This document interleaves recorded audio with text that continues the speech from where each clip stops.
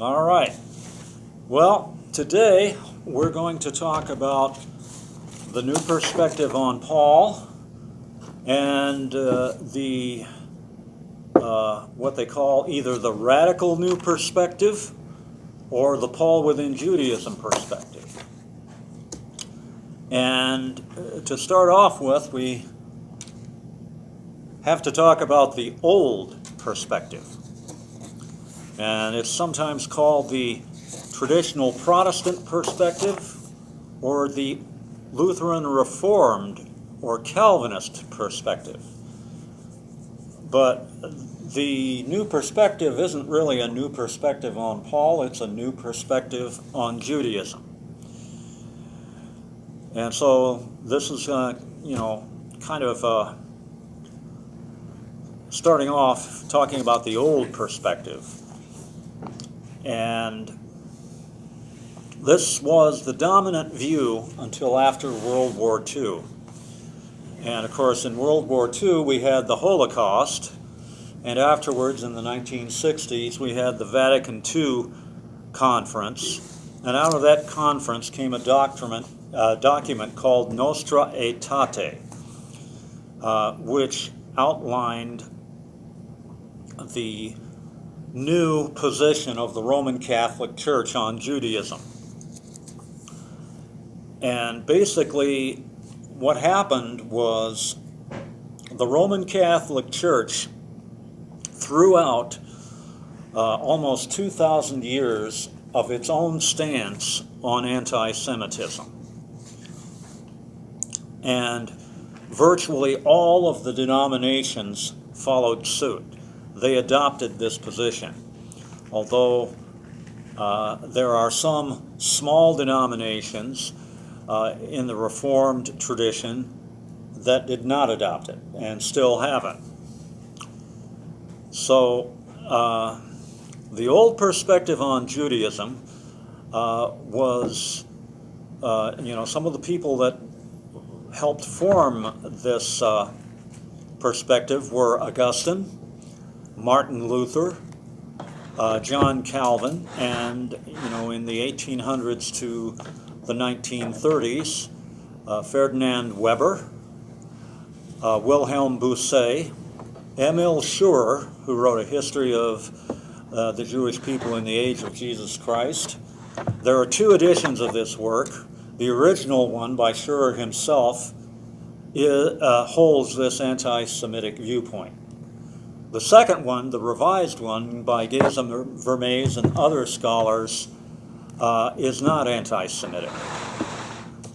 And another advocate of this position is Ernest Caseman and St. John Thackeray. And the old perspective on Judaism said that Judaism was a single monolithic religion dominated by the Pharisees, or the rabbis. It was legalistic and relied on works for salvation. However, scholars today say that there was not one Judaism, but many Judaisms. And this position held that salvation is by faith alone, through grace alone. And this is a point no one disputes. It says that works have nothing to do with salvation. Justification is by faith. And again, no one denies this. But it also says the law and the gospel are antithetical. Paul broke with Judaism, and Paul's adversaries are Jews. So Paul is opposed to Judaism.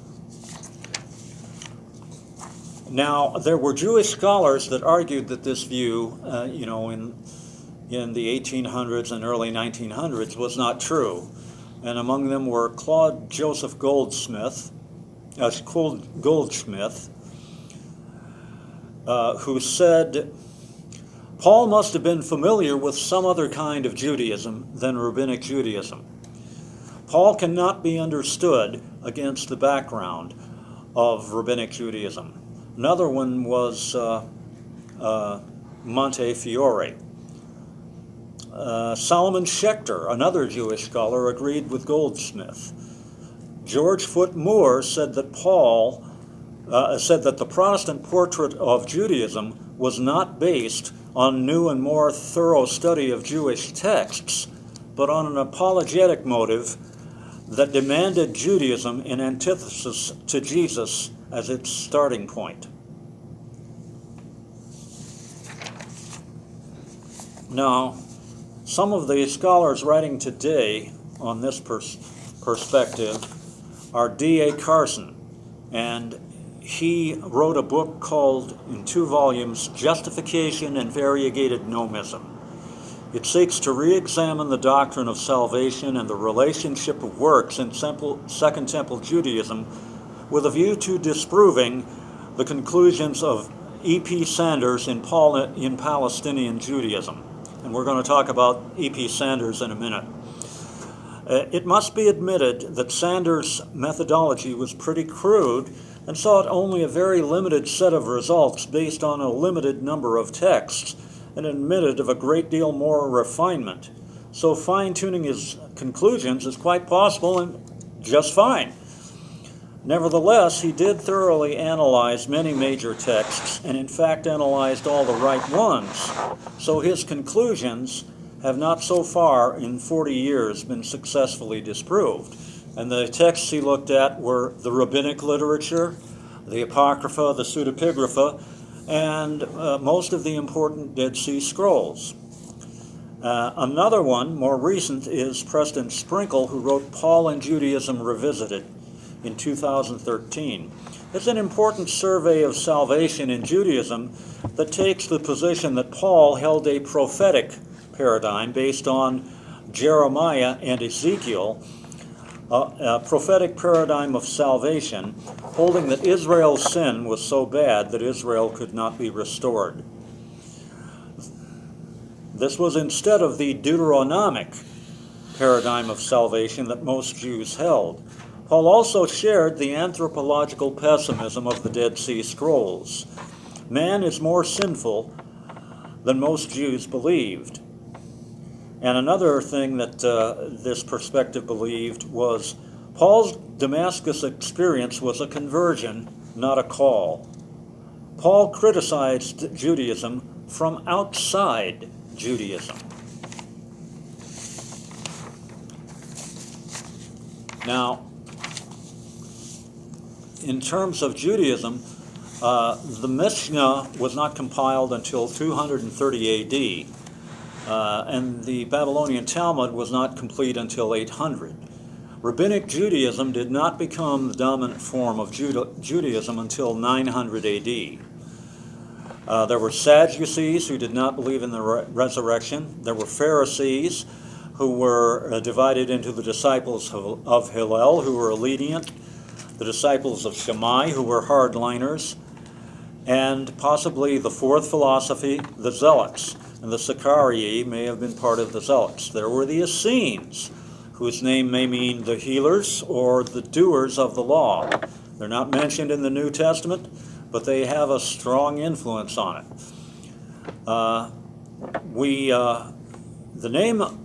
The Greek form of the name may actually, or the Hebrew form may actually be in the New Testament, but we haven't managed to recognize it yet. Then there were the Samaritans, and there were the Therapeutai, or the healers that Philo wrote about in Egypt. And they were in the diaspora, so that's one group. There may have been others. There were also the Hasidim, the Hellenists, the Nazarenes, the Samaritans, the Boethusians, the Herodians, the Homero-Baptists, the Masbothei, the Galileans, the mystics, and the apocalyptic groups, and maybe others. So here's one more scholar of the old perspective, and the reason I include him is because of the importance of a book that he wrote.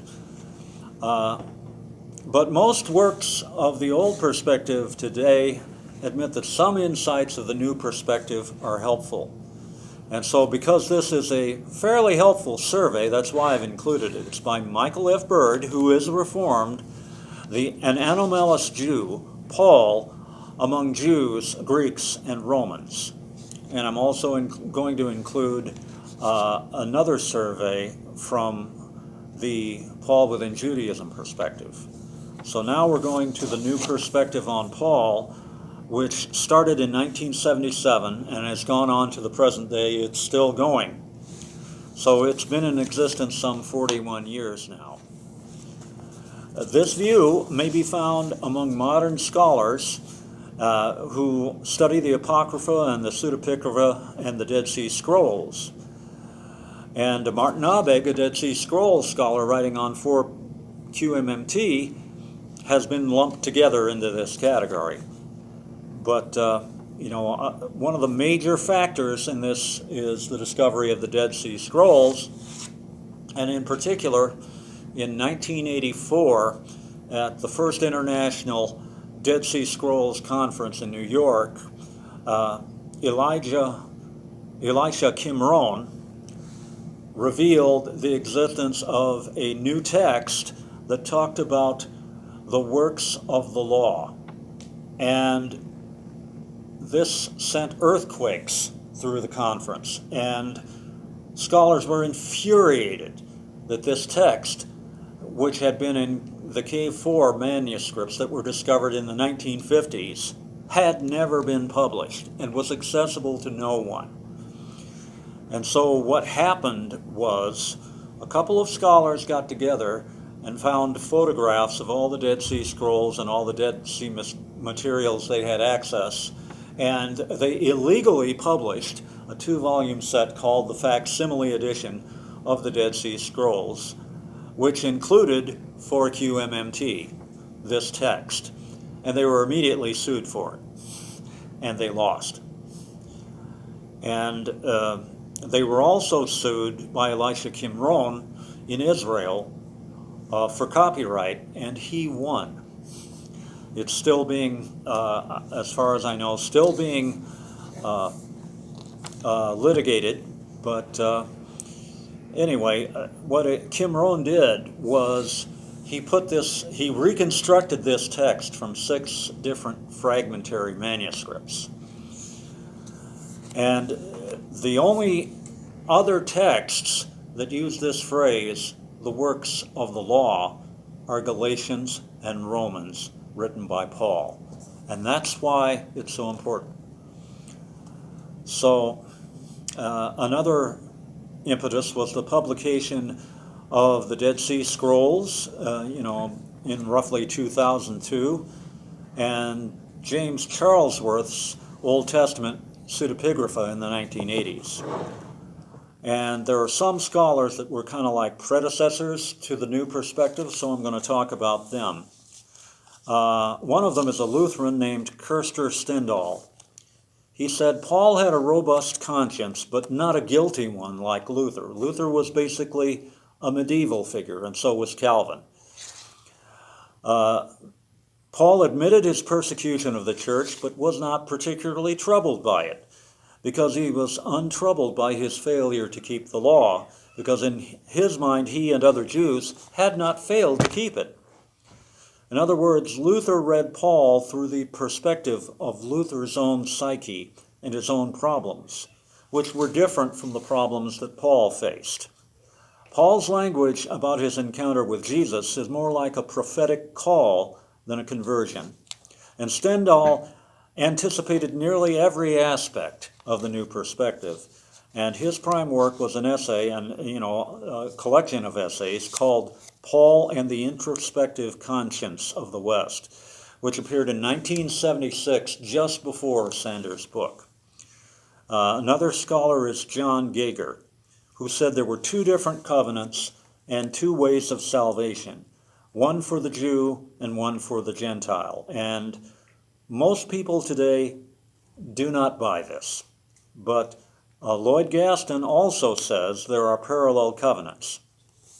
And this guy I'm going to talk about next is a very famous Jewish scholar of rabbinic literature and early Judaism, Alan F. Segal. He said Paul was a Jewish Merkavah mystic, one who practiced a mystical ascent to heaven, who became an apostate from Judaism due to living among Gentiles in the diaspora.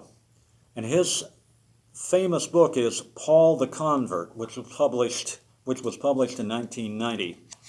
Today it is rare for anyone to speak of Paul converting to Christianity, because it is realized to be anachronistic. Paul stayed within Judaism. There was no religion called Christianity, and no one was called Christian in his day. And the reason for that was it violated Roman law. You violate Roman law, you're dead. It was basically, if you created a new religion, it was called a superstition. And Rome only recognized as a legal religion a religion that was old and respected. And Julius Caesar gave Judaism the status of a legal religion. And what that meant was that for the believers in the first century to meet at all, because private meetings were banned, you could be planning to overthrow and kill Caesar. The only way that they could meet in private homes is to say that they were part of a legal religion. They were part of Judaism. Makes sense.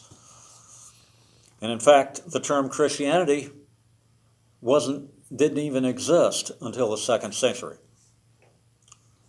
So now we're going to go directly into the New Perspective and talk about some of their scholars.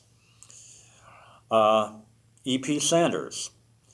According to E.P. Sanders, the Traditional Perspective is a false anti-Semitic caricature of Judaism. And he was a student of W.D. Davies, who believed that Paul was a Jewish rabbi who believed that Jesus was the Jewish Messiah. And another person who was a predecessor was David Flusser from the Hebrew University of Jerusalem. And Davies said the Hellenistic Paul could just as easily be found in the rabbinics as in the Hellenistic literature. Paul stresses that the Jewish age to come has arrived in Jesus. According to Sanders, Judaism is covenantal nomism. One is born into the faith. Works do not save. They are the proper response of covenant obedience to God's mercy. Judaism was more variegated and had more variety than the reformers realized. You see, virtually all the Jewish works that are non-biblical were all, except for the rabbinics, were all discovered and published after the reformers died, after Luther and Calvin were dead. So Paul's problem, according to Sanders, with Judaism was that it was not Christianity. And his book is called Paul and Palestinian Judaism, and this is considered the beginning of the New Perspective. It's an excellent book. I would not recommend you buy it. I have a copy. It's pretty much unreadable. It's so academic. So, let's see here.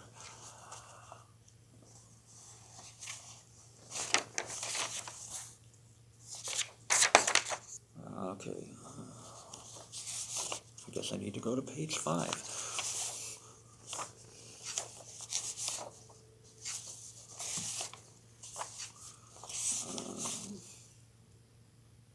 One of them has writing on the back. Farther down. Farther down. No. No. Keep going. No.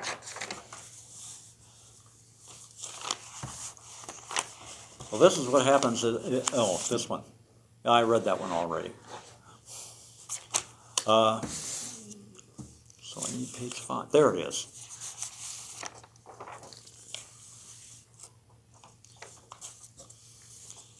But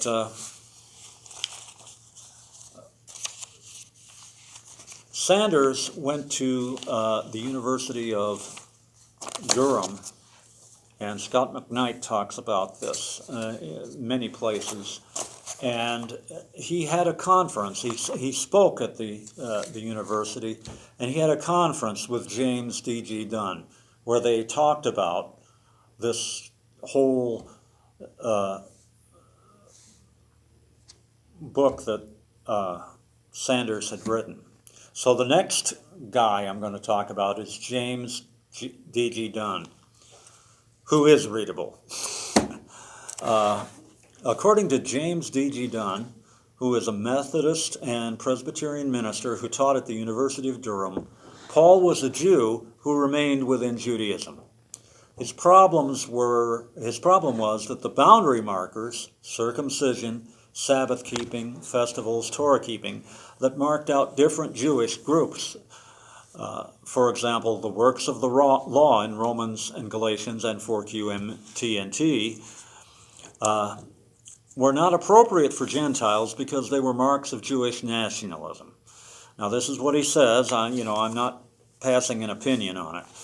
Gentile Christians created their own boundary markers to define their identity because of sibling rivalry between the Pharisees that led to a separation from Judaism.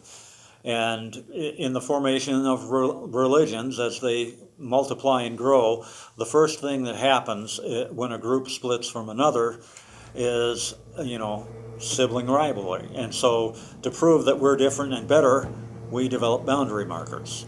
The differences between different denominations today are boundary markers. We can't fellowship with them because we have this boundary marker and they have that one. And so nothing has changed in 2,000 years. But as these boundary markers become more and more pronounced, eventually certain groups become cults. And, that in particular has been studied, for example, with the Jehovah's Witnesses.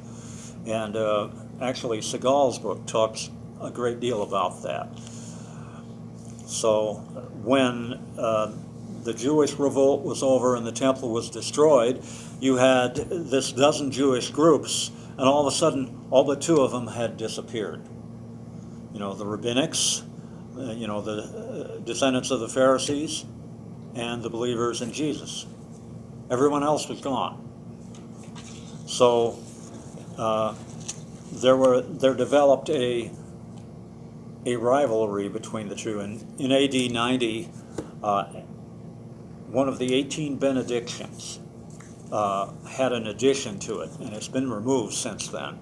But it said basically, cursed are the Nazarenes, the Christians, and the Minim, the Jewish Christians, and the apostates. And may the Lord cut them out of the book of life, and so forth and so on. And this happened on both sides. The apostolic fathers, the early Christian fathers, well on up through Augustine, on their side, they opposed the Jews. On the Jewish side, they opposed the Christians. There's nothing new under the sun. So some of his Dunn's books are Jesus, Paul, and the Law, the Epistle to the Galatians, the Partings of the Ways, the New Perspective on Paul. So, and now we're going to go to N.T. Wright, who's an Anglican bishop who teaches at the University of Durham. Wright says Paul was a consistent Jew, and this is in contradiction to Heike Reisenen, another predecessor, who said that Paul was inconsistent. He wasn't logical, he was not consistent, and oh well. Wright says Paul persecuted the church because of his zeal to bring these believers in a false Messiah into line so that the real Messiah would come.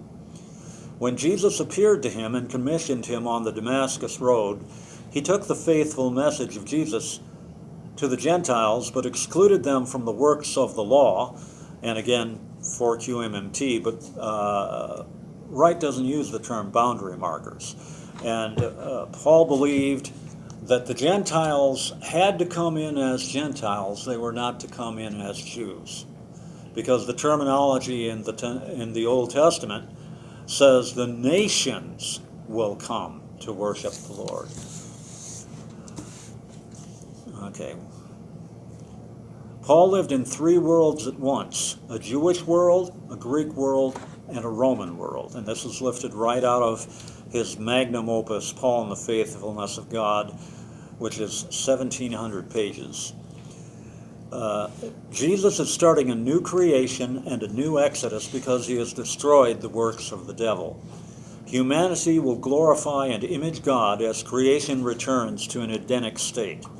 The Jews aren't out of a covenant, but they are out of a job. Now notice a little denominational bias creeping in there because he is an Anglican. Paul took aim at the Roman Emperor Caesar and the Roman Empire. If Jesus is Lord, Caesar is not. And of course, this was revolutionary. Thus, the Christian message, by its very nature, was a form of sedition and treason against the Roman Empire, especially since Jesus had died recently and created an illegal novel superstition. Jesus was charged with treason against Rome because he was a king that Rome didn't put on the throne. And he was executed for the penalty for treason and rebellion, which was crucifixion. Judaism, on the other hand, was an ancient and legally recognized religion by Rome. Wright offers a more multifaceted and fleshed out interpretation of Paul than either Sanders or Dunn. And so some of his works are What St. Paul Really Said, Paul in Fresh Perspective, Paul in the Faithfulness of God, and a recent 2-volume set which is 1,700 pages. And he also wrote Paul and His Recent Interpreters, and just this year he published a biography of Paul. And so that's the new perspective, and the old perspective hasn't gone away. But out of the new perspective, or alongside the new perspective, has arisen something called, depending on where you're coming from, the radical new perspective, or the Paul Within Judaism perspective. And the first guy that I'm going to talk about is Mark Nanos. According to Mark Nanos, who teaches at the University of Kansas, and he is a Reformed Jew, not a Christian, he's a Reformed Jew, who writes extensively as a historian on Paul. He says the insights of the new perspective are good, but they don't go far enough because they are arguing within the theological perspectives of their own denominations. So they don't reach satisfactory conclusions. In other words, what he's saying is these guys are going to the limit of what they can say within their own denomination without getting kicked out. They don't locate Paul within his social world and among his opponents quite accurately enough. And his opponents are not the same in each letter. And that was one of the hallmarks of the old perspective, is that, Paul's opponents were the Jews and the Judaizers, who were Jewish. And this is the reason his opponents are not the same is because his letters are occasional. Each occasion that he writes a letter on is a different occasion to a different group of people addressing a different situation. And according to Nanos, Paul's letters are all written to Gentiles. None of them are written to Jews. One of the ideas that the old perspective had was that Paul's letters were universal. They were written to both Jews and Gentiles. And Nanos says, no, Paul's just writing to his Gentile congregations, who are meeting as para-synagogue organizations. For example, Paul's arguments often depend on him speaking in character, voicing the words and opinions of an imaginary opponent. And this was a common Hellenistic Greek rhetorical strategy. But the interpreters of Paul in the past completely overlooked this. According to Nanos, Dunn's boundary markers, circumcision, Sabbath observance, festivals, Torah keeping, are accurate, but they are not about Jewish nationalism. They are ciphers. In other words, they're shorthand. They are Paul's shorthand for conversion to Judaism. In other words, Paul didn't want his Gentile disciples to convert to Judaism. And this had something to do with the Shemaites and the Pharisees and the oral law. In fact, it probably had a lot to do with it. That's something that has to be hashed out. He said, what Paul is really writing about and opposing is Gentiles being converted to Judaism. He says, N.T. Wright is correct that Paul is a consistent Jew. And again, this is in opposition to Reisen saying that Paul is inconsistent. Paul's letters were occasional for different audiences and with different opponents. Paul was a Torah-observant Jew and was not anti-Torah. Paul wanted the Gentiles not to convert to Judaism, but to maintain a standard of behavior acceptable as God-fearers in the diaspora synagogues. Paul's gospel is not law-free. It is law-respectful. That's Nanos' terms. And in fact, he calls what Paul taught not Second Temple Judaism, but Paul's Judaism. What Paul actually teaches in his epistles is actually Torah ethics and rabbinic ethics based on the Torah. And if you're familiar with, to some extent, with rabbinic literature and with Second Temple texts, and you read Paul's letters, it's as plain as the nose on your face. It's just that scholars haven't been reading the subtext and haven't been picking up on the clues. So,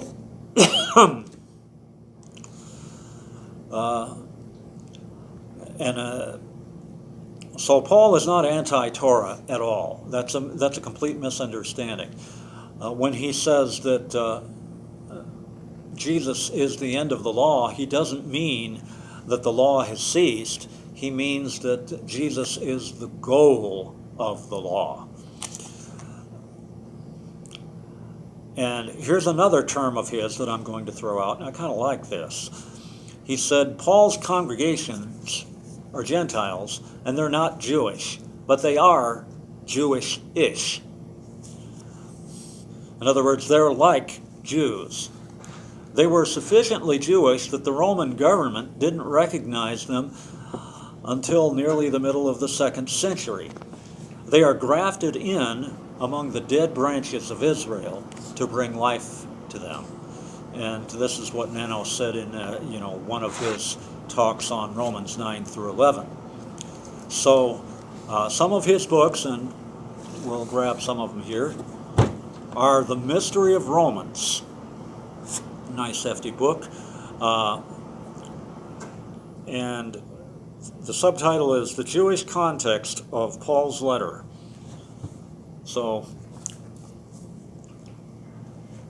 another one is the Galatians debate, and another one is the irony of Galatians, where he talks about basically his position is that the opponents of the Galatians and of Paul were Jewish proselytes who had already become proselytes before Paul came along and preached, who were in the congregations, who said, hey, we want you guys to be like us.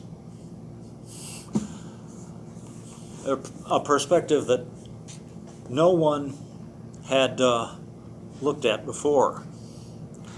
So next we'll talk about, before we go on to, let's Another one of his books is, there was a Paul conference in Italy, and there were two books that came out of it, and I'm going to talk about both of them.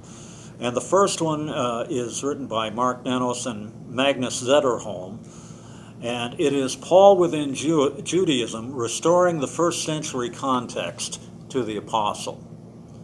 And it's a bunch of essays, and it is really, really good.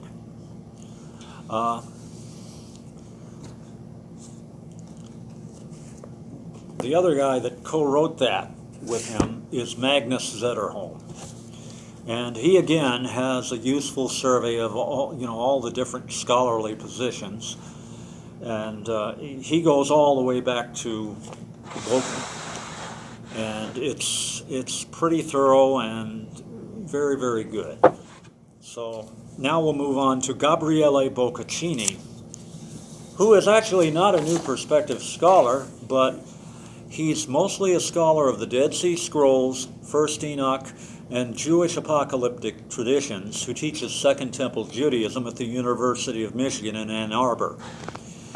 And he says Paul is an apocalyptic thinker, primarily influenced by First Enoch, Second Baruch, and the Dead Sea Scrolls. In other words, these are Jewish traditions, and even rabbinical traditions, some of them, that were available in the first century, but they were not of the mainstream.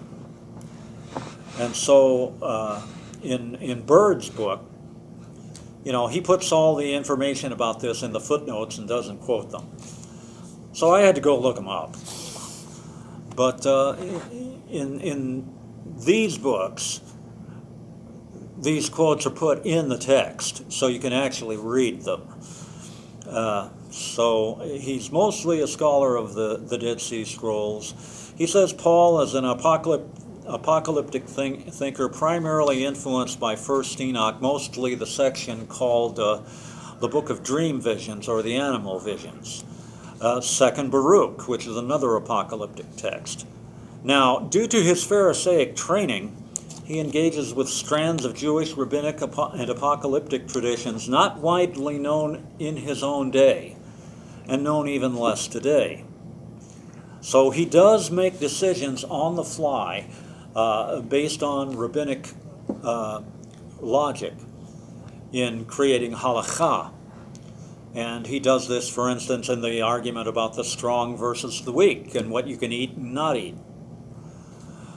That's a rabbinic argument. And he says Paul's aim is creating a unified people of God in which all have equal status, but the differences are not erased. Men and women have equal status, but the difference between a man and a woman is not erased. A master and a slave have equal status, but the slave status as a slave is not erased. Barbarian, Scythian, bond or free, they all have equal status, but their differences are not erased. So, now, the book that he wrote that is important for this, and it's a big book of essays, roughly twice the size of Nanos' book, coming out of the same conference, is Paul the Jew, Rereading the Apostle as a figure of Second Temple Judaism. And Carlos A. Segovia is the co-author. And this book is phenomenal. So, I forgot Pamela Eisenbaum. Oh well. Another figure is Pamela Eisenbaum, who is Jewish and teaches biblical studies and Christian origins at the Iliff School of Theology. She says Paul was a Torah-observant Jew who considered his Gentile congregations to be part of Judaism. And again, she says under Roman law, there was no other option for them. The only place to find Gentiles familiar enough with Scripture and other books read by Jews in the first century to receive his message and understand it was the local Jewish synagogue, where the God-fearers were. So Paul's actually aiming at the God-fearers, who are Gentiles who are attending the synagogue. Paul's letters were written only to Gentiles, not to Jews. Thus, they were not universal, as the Reformers had believed. Christianity or Christian were not terms that Paul or his synagogues, his congregations, ever used, because they were created later. And if you look through the New Testament for the term Christian in Paul's letters, you're not going to find it. It's not there. Paul's congregations were para-synagogue organizations because Paul aimed at the synagogues. His co-workers were usually Jewish, and the homes they met in usually belonged to prominent Jewish members of the local synagogue. And Paul's co-workers, for the most part, were Jewish. Barnabas. And Pamela Eisenbaum's most famous book is Paul Was Not a Christian, recovering the original message of the misunderstood apostle.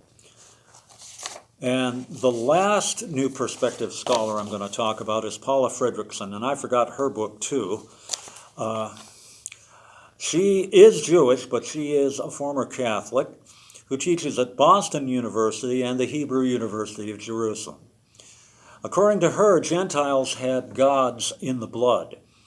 Everything a Gentile did in the ancient world was religious. There was no separation of church and state. Paul preached an ethical message aimed at Judaizing the Gentiles without converting them to Judaism. Paul was an apocalyptic thinker who thought he was living in the end times that foretold the Gentiles would turn to God as Gentiles, not as Jews, fulfilling the prophecies of Isaiah and Michael. In the meantime, due to Paul's demands, when they turned to Jesus and the message of Paul, the Gentiles were cut off from their family, because in the Roman household, the father determined the religion of the entire family. And if you chose a different religion, guess what? You were kicked out of the family. They would lose their friends. Their friends were all pagans. If they belonged to a labor guild, they could be kicked out of the labor guild, which would mean they would have no employment. They'd starve to death. The labor guilds had prayers and meals when they met in honor of pagan gods, and they could no longer partake. So also the city would have city gods, and if you didn't worship those gods, those pagan gods, the city could be mad at you. The nation could be mad at you, because there were national gods too. And of course, Rome had its own gods. They could be mad at you too. So sooner or later, the empire could come knocking. And we know that eventually they did. But Paul said you could not worship idols and participate in idolatry and belong to God at the same time. This was different from the diaspora synagogue. The diaspora synagogue allowed Gentiles to worship Israel's God on the Sabbath and their own gods at other times. We actually have inscriptions where a pagan priestess of a temple built a synagogue and took part in Jewish worship on the Sabbath. She's a pagan priestess. The rest of the week, she's worshiping in her pagan temple. That's what she does for a living. And they thought it was okay. And the reason for this is the Jews were regarded as guests in these cities. Okay? This is something you need to understand. They're in foreign territory. They're on foreign soil. And anti-Jewish riots in which synagogues were burned and people were killed happened all the time, all over the Roman Empire. And everybody knew it happened. So there were riots in Alexandria. There were riots in that the Roman emperor had to intervene in. There were riots in Antioch. And so a Jew causing too much consternation among Gentiles was headed for trouble. And that's exactly what Paul was doing. So Paul's congregations were living in a no man's land where the wrath of pagan family, friends, laborers' guilds, city government officials, and the Roman government could fall on them at any time, where they could starve to death, be persecuted, have their goods confiscated. Paul talks about that, or be killed. And when Paul left, because he was a missionary who was only in these cities for a little while, the pagans would blame and persecute the Jews because Paul was Jewish. They would blame and persecute the Jews because the pagan gods they feared, because they, know all of these pagans that converted to faith in Jesus no longer frequented the pagan temples and no longer made pagan offerings. And they thought this would make the pagan gods mad. And they would bring disasters and earthquakes, and the Roman authorities would become angry too. So both the pagan Gentiles and the Jews would persecute Paul's groups. They were going to get it from both sides.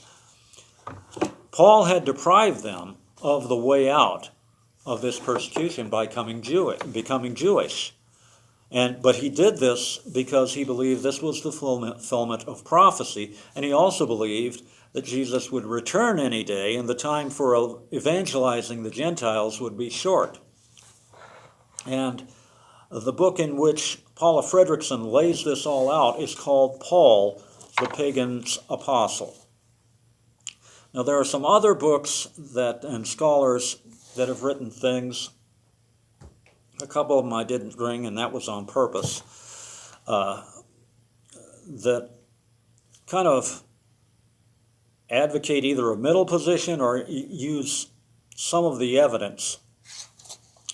One's by Garwood P. Anderson, and he advocates a reconciling view. And his book is Paul's New Perspective, which was written in 2016.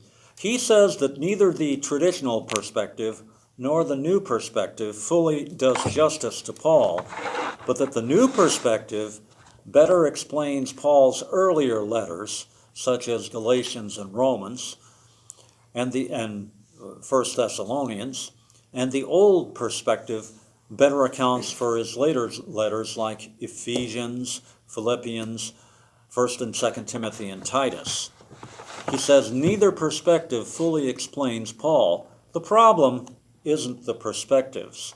The problem is Paul himself, because his letters are occasional and his theology developed and changed over time. Now notice, this is new. He says Paul actually developed and changed his theology over time. Another important book is by A. Chadwick Thornhill. A prominent theme in both perspectives is the concept of election. This was a central theme of Second Temple Jewish literature, the divine election of Israel. Election is also a prominent theme in Paul. His book is The Chosen People, Election, Paul and Second Temple Judaism. A. Chadwick Thornhill, who is a Baptist, thoroughly discusses how election in Second Temple Jewish literature influenced Paul. The last book I'm going to talk about, I did bring. This is by Ben C. Blackwell, John K. Goodrick, and Jason Maston, and it's a collection of essays. And I don't know their affiliation, but the book is written pretty much for anybody. It's a book that laymen can understand.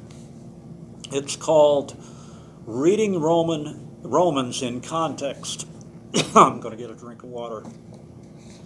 Paul and Second Temple Judaism.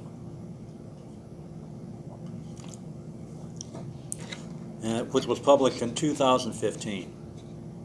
It goes in order through Romans, all 16 chapters, specific passages, and in each chapter in Romans, it illustrates how Paul's meaning can be better understood through comparisons with works of Second Temple Jewish literature.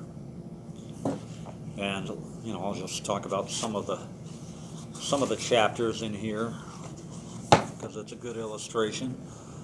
The Psalms of Solomon in Romans 1:1 through 17. The Wisdom of Solomon in Romans 1:18 through 25. Jubilees in Romans 2:6 through 29. 4QMMT in Romans 3:1 through 20. The Epistle of Enoch in Romans 3:21 through 31.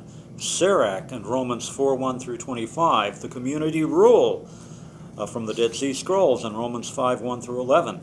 Philo of Alexandria in Romans 5:12 through 21. The Wisdom of Solomon in Romans 6:1 through 23. Sirach in Romans 7:1 through 25. 4 Ezra in Romans 8:1 through 13. The Greek life of Adam and Eve in Romans 8:14 through 39, and so forth. And another chapter is on, a couple more chapters on Philo. Tobit in Romans 11. 4 Maccabees in Romans 12. Josephus in Romans 13. 1 Maccabees in Romans 14. Tobit in Romans 15. Synagogue inscriptions in Romans 16. And that's what I have. So if anybody has any questions, throw them out.